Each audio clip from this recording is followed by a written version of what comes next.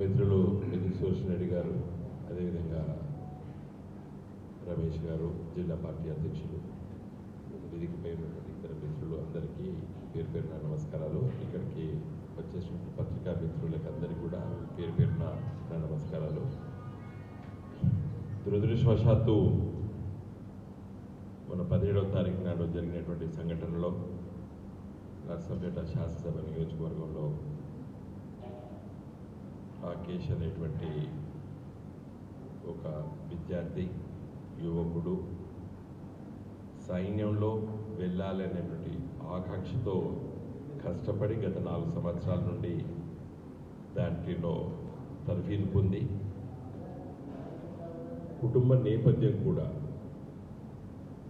మరి తన తోబుట్టు కూడా ఆర్మీలో బార్డర్ సెక్యూరిటీ ఫోర్స్లో ఉండడము, ఆ ఉత్సాహం ఆ కుటుంబంలో ఉండడము, రాకేష్కి ఆ స్ఫూర్తి రావడము, భారత సైన్యంలో ఒక సైనికుడిగా పనిచేయాలని చెప్పి ఆకాంక్షతో కష్టపడి తర్ఫీదు పొంది ఫిజికల్ టెస్ట్లో ఉత్తీర్ణుడై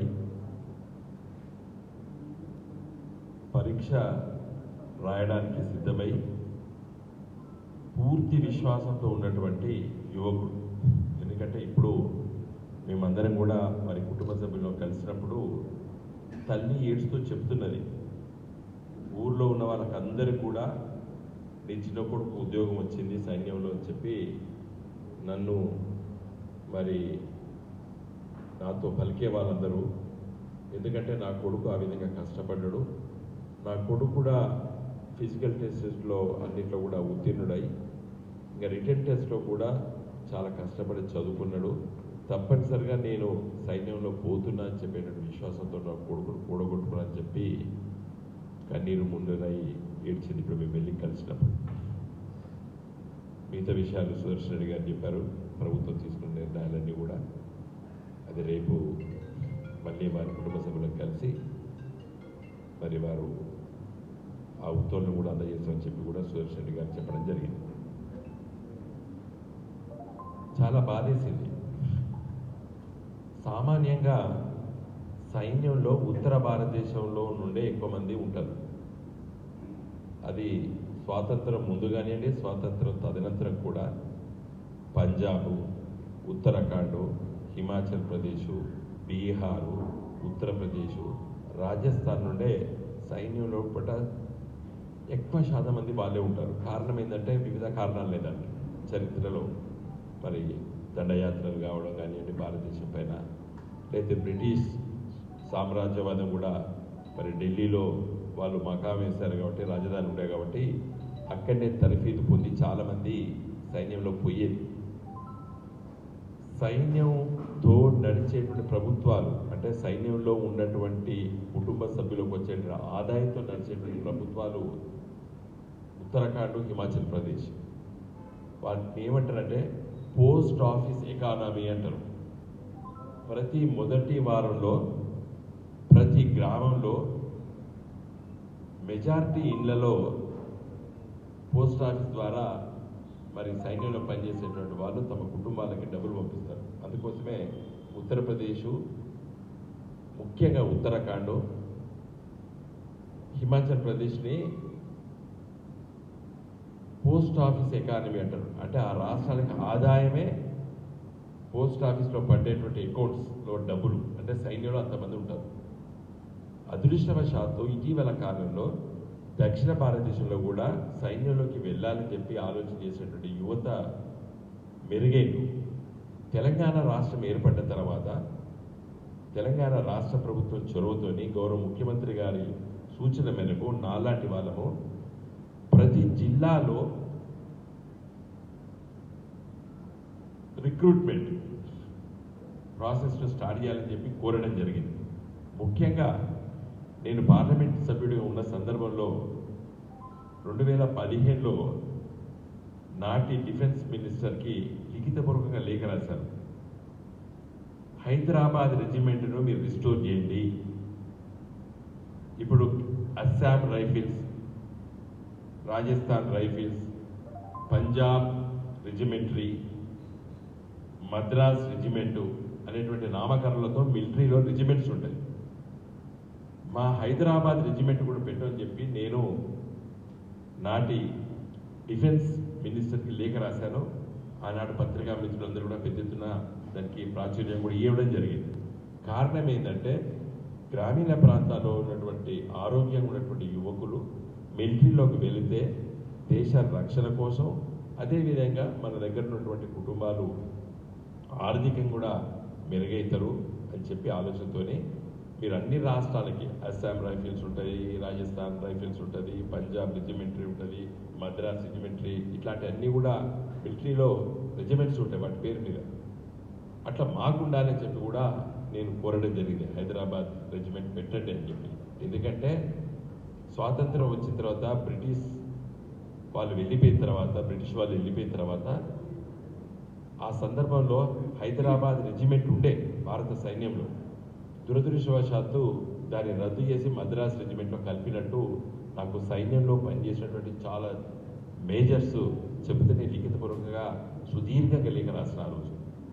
దానికి సైన్యం ఇప్పుడు తగ్గిస్తున్నాము అనేది జవాబు నాకు ఆనాటి డిఫెన్స్ మినిస్టర్ నాకు 2 లైన్ల లేఖ కూడా రాయడం జరిగింది. అయితే ఎందుకు చెప్తున్నంటే తెలంగాణ గ్రామీణ ప్రాంతాల్లో ఉన్న యువత మరి సైన్యంలోకి పోవాలని చెప్పి ఆకాంక్షించేటువంటి ఈ సందర్భంలో సోదరుడు రాకేష్ మరి ప్రాణాలు కోల్పోవడం చాలా దురదృష్టం. మొదటిగా వారి కుటుంబ సభ్యులకి, వారి తోబుట్టులకి, వారి మిత్రబృందానికి నా ప్రకటమైన సానుభూతిని తెలియజేస్తున్నాను. కానీ ధైర్యం తెచ్చుకొని మీరు కుటుంబ సభ్యులు మరి ముందుకు వెళ్ళాలని చెప్పి కూడా వారిని కోరడం జరిగింది. ఈ అసలు విషయానికి వస్తే ఈ అగ్నిపథ్ అనేది మొన్న జూన్ 14 నాడు ప్రకటించింది కేంద్ర ప్రభుత్వం. ఈ స్కీమ్ను లాంచ్ చేసి ఏం చెప్పారు వాళ్ళు, సైన్యంలో పెన్షన్లు తగ్గించుకోవాలి, మరి ఎక్కువ ఖర్చు అవుతున్నది అని పేరుతో ఈ కొత్త స్కీమ్ను లాంచ్ చేశారు. మరి మోడీ గారి ప్రభుత్వము ఏం చెప్తున్నది, 5 ట్రిలియన్ ఎకానమీ అవుతుంది భారతదేశం అని చెప్పేటప్పుడు పెన్షన్ల కోసం భయపడి మీరు సైన్యాన్ని రిక్రూట్మెంట్ని తగ్గించుకోవడం అనేది ఎంత దివాలకోరు ఆలోచనో నేను చెప్పదలుచుకున్నాను. భారతదేశం ఉత్తర భారతదేశంలో మనకు పొరుగు దేశాలు ఉన్నాయి. దక్షిణ భారతదేశం మొత్తం సముద్రమే ఉంది, హిందూ మహాసముద్రము, బంగాళాఖాతము, అరేబియా మహాసముద్రం. సరే అక్కడ నేవీ ఉంటుంది, పర్వాలేదు. కానీ ఉత్తర భారతదేశంలో మనకున్నది పొరుగు దేశాలు, ఒకటి బంగ్లాదేశ్, చైనా, పాకిస్తాన్. వీటిలో పాకిస్తాన్తోని చైనాతోని నిత్యం మనకు ఇబ్బందులే ఉన్నాయి. ఎప్పుడు దాడులు జరుగుతాయో, ఎప్పుడు ఏమవుతుందో తెలియదు. 24 గంటలు కనురెప్పగా ఎట్లా కాపాడుకుంటుందో కంటిని అట్లా కాపాడేటువంటి పరిస్థితి వచ్చింది. ఇవాళ దురదృష్టవశాత్తు పాకిస్తాన్ స్వాతంత్రం వచ్చిన నాటి నుండి మనకు మిత్రదేశంగా లేదు. చైనా దుందుడుకు వాదం మనకందరికీ తెలుసు. గత 2 సంవత్సరాల క్రితమే, 3 సంవత్సరాల క్రితం ఎలాంటి ఇబ్బంది పెట్టిందో తెలుసు. పోయిన సంవత్సరం పెట్టిన ఇబ్బందిలో కూడా గాల్వానా హైట్స్లో చేసినటువంటి మన సంతోష్, మన బిడ్డనే, తెలంగాణ బిడ్డనే ప్రాణాలు కూడా కోల్పోయింది. అరుణాచల్ ప్రదేశ్లో కొన్ని గ్రామాలను ఆక్రమించుకొని మిలిటరీ స్థావరాలు ఇప్పటికీ ఏర్పాటు చేసుకున్నారు. ఇటు అరుణాచల్ ప్రదేశ్, ఇటు మన కాశ్మీరు, లడాక్, ఇవన్నీ కూడా భయంకరమైనటువంటి పరిస్థితుల్లో ఈరోజు. ఇది నేను చెప్తలేను. మొన్న జూన్ 13వ తారీఖు నాడే రాజ్నాథ్ సింగ్ ముస్సూరిలో ఏది ఐఏఎస్ ఐపీఎస్లో వాళ్ళకి ట్రైనింగ్ ఇస్తారు, ముఖ్యంగా ఐఏఎస్లకు ఇస్తారు. అక్కడ వెళ్ళి ఏం చెప్పిండు, మనము చైనాతోని ఫుల్ స్కేల్ యుద్ధం వచ్చినా కూడా ఎదుర్కొనేటట్టు మనం తయారు కావాలని చెప్పిండు. 13 జూన్ నాడు ఇబ్బంది ఉన్నది భారతదేశానికి, మనం చాలా జాగ్రత్త ఉండాలని చెప్పినోడు 17వ తారీఖు నాడే ఈ అగ్నిపథ్ అనేటువంటి కొత్త స్కీమ్ను లాంచ్ చేశాడు. ఎందుకు లాంచ్ చేసిందంటే ఖర్చు ఎక్కువ వస్తున్నదో అని చెప్తున్నాడు. మిత్రులారా, ఇక ఇక్కడ ఉన్న పత్రికా విలేకరులకు నేను కొంత సేకరించిన సమాచారాన్ని మీ దృష్టిలోకి తీసుకురావాలనుకుంటున్నాను. ఎందుకంటే అది ప్రజలకు తెలియాలి. మా మిత్రులు సుదర్శన్ రెడ్డి గారు నిన్న వచ్చి కలిసినప్పుడు నేను చెప్పిన హైదరాబాద్లో వెలిసినటువంటి ప్రెస్ మీట్ నేను నర్సంపేట పెడతా అని చెప్పిన, నిజంగా అక్కడ పెట్టాలనుకున్నాను. మిత్రులు కొంచెం చాలా వివరంగా తెలియజేయాల్సిన అవసరం ఉంది సమాజానికి. మనం మిత్రులారా, ఈరోజు భారతదేశం సైన్యం 14 లక్షల సైన్యం ఉంది మనకు. 3 ఇట్లలో ఏదే ఆర్మీ, నేవీ అండ్ ఎయిర్ ఫోర్స్లో కూడా వాళ్ళ సంవత్సరం జీతభత్యాలు 2.5 లక్షల కోట్ల రూపాయలు వాళ్ళకు ఉంది. దాదాపు 33 లక్షల మంది పెన్షనర్స్ ఉన్నారు. వాళ్లకు 1,20,000 కోట్ల రూపాయలు సంవత్సరానికి వాళ్ళ ఖర్చు ఉన్నది. మొత్తము మనం మీకు అందరికి తెలుసు, భారత బడ్జెట్ పోయిన సంవత్సరం మనం పెట్టింది 22-23 బడ్జెట్ పెట్టింది 5.25 లక్షల కోట్ల రూపాయలు. దీంట్లో 3.70 లక్షల కోట్ల రూపాయలు జీతాలకి పెన్షన్లకు పోతాయి. మిగిలింది 1,55 కోట్ల రూపాయలు ఇది మన యుద్ధ సామాగ్రి కానివ్వండి, లేకపోతే సైన్యాన్ని మోడర్నైజేషన్ చేయడానికి ఖర్చు పెడుతున్నాం.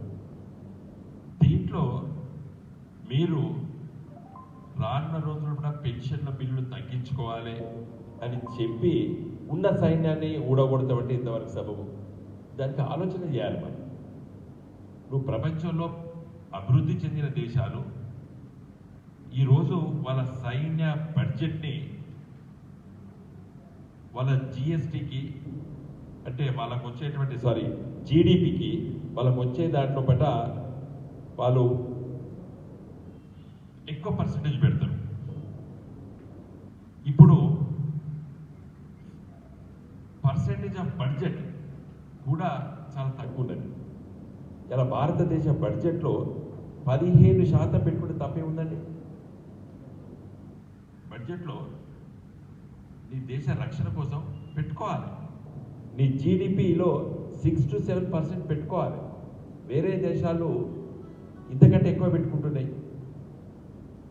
ఇప్పుడు మొన్న చూసినాం, రష్యా ఉక్రెయిన్ యుద్ధం జరిగితే దేశమే ధ్వంసం అయిపోయింది. అడ్రస్ లేకుండా పోయింది దేశం ఈరోజు ఉక్రెయిన్ దేశం. రేపు మనకు భయంకరమైనటువంటి శత్రు దేశాలనే మనకు చైనా అండ్ పాకిస్తాన్. చైనా నుండి పాకిస్తాన్కి 6 లేన్ రోడ్లు వేసుకుంటున్నారు వాళ్ళు. చైనా నుండి పాకిస్తాన్ మీదకి వెళ్ళి అరేబియా మహాసముద్రం ఓడరేవు దగ్గరికి 6 లేన్ నేషనల్ హైవే వేసుకుంటున్నారు వాళ్ళు, జాతీయ రహదారులు వేసుకుంటున్నారు. అంటే యుద్ధం జరిగితే ఎప్పుడు జరుగుతుందని చెప్పలేము, ఏ కారణంతోనే జరగవచ్చు.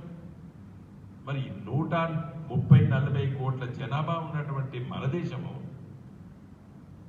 శత్రు దేశానికి నువ్వు లొంగిపోతే లేదా ఆ దాడులను తట్టుకోలేకపోతే భారతదేశంలో జనాభా కోట్లాది జనాభా నష్టపోతారు. మరి ఈ సందర్భంలో బట్ట మోడీ గారి ఆలోచనలు ఒకటి కాదు, మీరు ఆయన తీసుకున్నటువంటి ముఖ్యమైన నిర్ణయాలు డిమానిటైజేషన్, నోట్ల రద్దు తొందరపడి చేసుకున్నాడు. అది అట్టర్ ఫ్లాప్ అయింది. చాలా మంది మేధావులు, మేము కూడా మా పార్టీ కూడా మేము మొదట సపోర్ట్ చేస్తాం. టీఆర్ఎస్ పార్టీ కూడా చాలా బాగా ఆలోచించవచ్చు, చాలా గొప్పగా ఆలోచించవచ్చు. ఈ దొంగ నోట్లన్నీ రద్దు చేయొచ్చు, చాలా దేశాన్ని బాగా తీసుకుపోతున్నాడు అనుకుని కేసీఆర్ గారు మొదటి రోజు సపోర్ట్ చేస్తాం. మేమే మొదటి సపోర్ట్ చేస్తాం. తర్వాత అర్థమైనది దివాలా కోరు నిర్ణయం. అది ఆలోచన లేకుండా చేసి నోట్ల రద్దు. ఈరోజు నోట్ల రద్దు గురించి ఉన్నదని ఎంత కష్టపడ్డారండి. ముఖ్యంగా పేదవాళ్ళు ఎంత సపోర్ట్ చేసారు. ధనికులు, లేకపోతే దొంగ నోట్లు ముద్రించిన వాళ్ళు, పన్ను ఎగవేత చేసి డబ్బులు మూటలు కట్టుకున్న వాళ్ళు, ఇవందరికీ ఇబ్బంది పెడుతున్నాడు మోడీ అని పేద ప్రజలందరూ కూడా సపోర్ట్ చేసారు ఆ డిమానిటైజేషన్ నోట్ల రద్దప్పుడు. కానీ తేలింది ఏది, పచ్చి మోసం అని తెలిపింది. జిఎస్టీ కూడా అట్టర్లీ ఫెయిల్ అయిపోయింది. ఆయన తీసుకున్న నిర్ణయాలన్నీ కూడా దివాలా కోరు నిర్ణయాలు. వ్యవసాయ చట్టాలు 3 చట్టాలు పార్లమెంట్లో చర్చ లేకుండా పాస్ చేసిండు. పార్లమెంట్లో మెజార్టీ బ్రూట్ మెజార్టీ ఉండదని చెప్పి, కానీ ఏమైంది? మళ్ళీ క్షమాపణ చెప్పి వెనుకకు తిరిగాడు. ఇది కూడా అగ్నిపత్ కూడా క్షమాపణ చెప్పక తప్పదు మోడీ గారికి. ఎందుకంటే నువ్వు తీసుకున్న నిర్ణయం దివాలా కోరి నిర్ణయం. ఇవాళ కాకపోయినా నువ్వు ఏడాదికో 2 నెలలో చెప్పలేసుకోక తప్పదు. ఏది మోడీ గారు చెప్పలేసుకోక తప్పదు. ఎందుకంటే అసలు విషయం చెప్తా, సైన్యంలో సైనికుడు తన ప్రాణాని కంటే ఎక్కువ ప్రేమించాలి తన ఉద్యోగాన్ని. ఇలా తహసీల్దార్లు, కలెక్టర్లు, లేదా డాక్టర్లు, లేకపోతే యాక్టర్లు వాళ్ళ వృత్తిని ఎన్నిసార్లు అంటే అన్నిసార్లు మార్చుకోవచ్చు. దానికి ప్రాణత్యాగం లేదు. ప్రాణత్యాగం లేదు. కలెక్టర్కి ప్రాణత్యాగం లేదు, ఎస్పీకి ప్రాణత్యాగం లేదు, ఇక్కడ ఉన్న మన రోజు అప్పుడు కానిస్టేబుల్కి ప్రాణత్యాగం చేసే ధైర్యం అవసరం లేదు. కానీ ఒక సైన్యునికే సైన్యంలో చేరిన రోజే నా ప్రాణం కంటే మిన్న నా ఉద్యోగము అనుకోవాలి. నీకు 4 ఏళ్ళ ఉద్యోగం అంటే వాడు ప్రాణాన్ని తాకట్టు పెడతాడండి. మెదడు లేని ఆలోచన ఇది. మెదడు ఉన్నడు ఆలోచించేది కాదు ఇది. ఒక వ్యక్తి నేను ప్రాణం తీసుకోవడానికి రెడీగా ఉన్నా అంటే కొన్ని ట్రైనింగ్స్ ఉండాలి. ఆ దేశభక్తి, దేశ ప్రేమ, శత్రు దేశాలు ఏ విధంగా దాడి చేస్తారు, నీ తోబుట్టుని దేశ ప్రజలు ఎంత చంపుతారు, ఇవన్నీ ట్రైనింగ్లో చెప్తారు వాళ్ళకి. మినిమం 5-6 సంవత్సరాలు పడుతుందండి ఒక వ్యక్తి తన ప్రాణాన్ని త్యాగం చేయడం. యుద్ధభూమి అంటే తుపాయి కొట్టడం తిరుడు కాదు. నా ప్రాణం పోయినా కూడా నేను ముందుకెళ్ళాలి. నేను ప్రాణం పోగొట్టుకుంటున్నానని చెప్పి అడిగేయాలి ముందుకు. 4 సంవత్సరాల ఉద్యోగం ఉంటే ఎందుకు చేస్తాడండి? ఇది దేశభక్తులు తీసుకోవాల్సిన నిర్ణయం కాదు. అందుకే మోడీ దేశభక్తుడు కాదని చెప్తున్నాను. ఈరోజు గట్టిగా చెప్తున్నాను. Modi is not a Patriot. ఈ దేశ రక్షణ కోసం త్యాగం చేసేటువంటి సైన్యాన్ని ఇవాళ నువ్వు నిర్వీర్యం చేసినావు. నీ డిమానిటైజేషన్ లాగా, నీ వ్యవసాయ చట్టాలాగానే ఇది ఒక దివాలా కోరు నిర్ణయం చెప్తున్నాను. చాలా దీని గురించి బాగా ఆలోచించి చెప్తున్నాను నేను. దీని ప్రో గురించి మాట్లాడి మంచిదని చెప్పే వాళ్ళ ఆలోచనలు కూడా పేపర్లో చదివిన నేను. గంటల తరబడి చదివిన వాళ్ళ నిర్ణయాలు కూడా నేను. వాళ్ళు ఏం చెప్తారంటే ఇవాళ భారత సగటు ఏజ్ 37 సంవత్సరాలు, 37 సంవత్సరాలది. ప్రపంచంలో ఒకట సగటు యావరేజ్ ఏజ్ 26-27 ఏళ్ళు ఉన్నది. కాబట్టి మన భారత సైన్యం ఏజ్ తగ్గించుకోవాలి. కాబట్టి పిల్లలను లక్షల మందిని రిక్రూట్ చేయాలి, వాళ్ళని ఎల్లగొట్టాలి, వాళ్ళ కొత్తలను పట్టుకురావాలి. ఏం నిర్ణయం అండి ఇది? నేను ఒక ఆర్మీ ఆఫీసర్ మాట్లాడాను, ఐఎమ్ రెడీ టు డిబేట్. నాకు ఒక్కదానికి జవాబు చెప్పు. 4 సంవత్సరాలు వెళ్ళి ఇంటికి వెళ్ళకూడతా అనేటువంటి వాడు ప్రాణం ఎందుకు తీసుకోవాలి? ఈడ బతకలేడా? ఊర్లే కూలి పని చేసుకుని బతకగలుగుతాడు. నువ్వు నీ ట్రైనింగ్ ఏం ట్రైనింగ్? 4 ఏళ్ళకు నువ్వు ఏం ట్రైనింగ్ ఇస్తావు? ఏం ఆలోచన చెప్తావు? నీ శత్రువు ఎంత బలమైనటువంటి వాడు చెప్పే మిషనరీ చెప్పడానికి సమయం సరిపోదు. అచ్చా, డిఫెన్స్లో ఎన్ని రంగాలు ఉంటాయండి? నీ మిసైల్స్ ఎక్కడ ఉన్నదో నీ పక్కన కూడా తెలియదు. నీ దగ్గర ఉన్నటువంటి కంప్యూటర్లో కూడా ఏం ఫీడ్ చేసాం అనేది నీ పక్క సైన్యానికి తెలియదు. ఈ 4 ఏళ్ళకి ఏం చెప్తారండి మీరు? 4 సంవత్సరాలు ఇంటికి వెళ్ళకూడదు అంటే ఏం చేస్తారు? ఇది అమెరికాలా, ఫ్రాన్స్లా, ఇటలీలా, యూరోప్లో ఇట్లే ఉంటారని చెప్తాడు. నేను చెప్తున్నాను, అమెరికాకు ఉన్నటువంటి బార్డరు కెనడా. వానికి శత్రుత్వం లేదు, మిత్రుత్వం. పూర్తి స్థాయిలో ఒక దేశంలాగానే కలిసి ఉంటారు. ఒక్క సైనికుడు కూడా బార్డర్ మీద కాపలా ఉండదు. ఒక్కొక్క రోడ్ల కాడ ఉంటారు, ఆ వీసాల ముద్రలు ఇచ్చిన దగ్గర ఉంటుంది. అంతగానే అమెరికా చుట్టుపక్కల ఉన్నటువంటి దేశాల శత్రుత్వ దేశాలు ఒక్కటి కూడా లేదు. కాబట్టి వస్తాడు పోతాడు. వాడు నీకెట్లా కుదురుతుందండి? అమెరికా సైన్యము పరాయి దేశాలలో యుద్ధం చేయడానికి మనకు వస్తారు తప్ప కానీ వాళ్ళ దేశ రక్షణ కోసం వాళ్ళకి అవసరం లేదు. అమెరికా చుట్టుపక్కల ఉన్నటువంటి దేశాల్లో కెనడా, కింద మెక్సికో, ఈ 2 దేశాలతో అమెరికాకి ఇబ్బంది లేదు.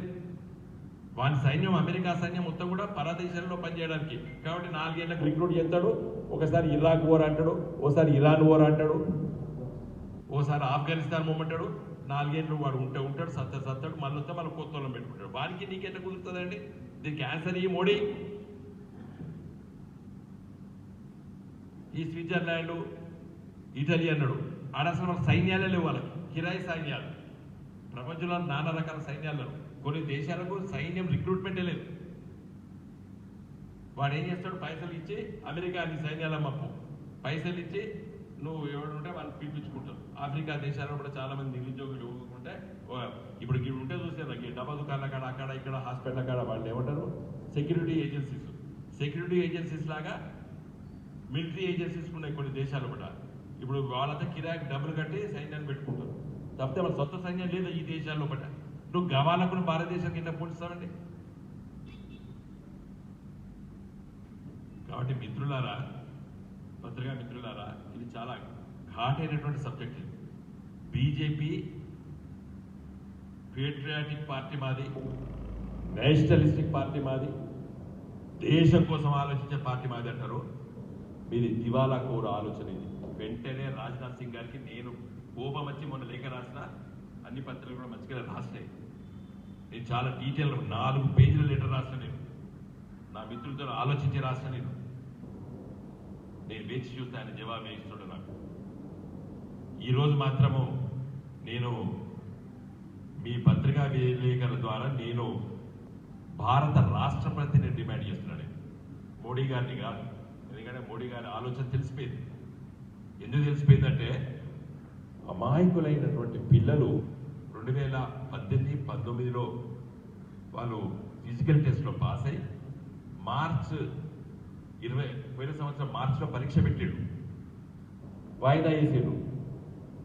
మా సురేష్ రెడ్డి ఇప్పుడే చెప్పాడు 3 సార్లు 4 సార్లు వాయిదాలు వేసారు సార్.